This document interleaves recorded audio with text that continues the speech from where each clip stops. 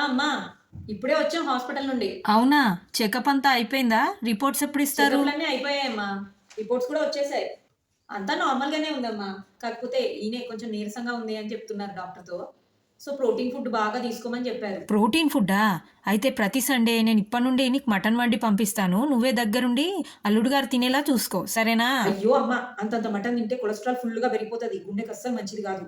అయినా నువ్వు ఎందుకమ్మా టెన్షన్ పడుతున్నావు? నేను రోజు 4-5 వేరుశనగ పప్పులు, బాదం పప్పులు అన్ని నానబెట్టి ఈయనకి ఇస్తాను.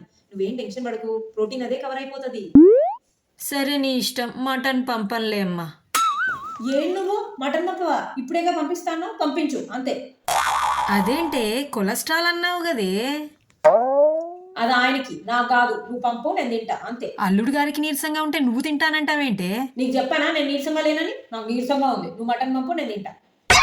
సరే తల్లి, పంపిస్తాలే. సరే ఉంటా.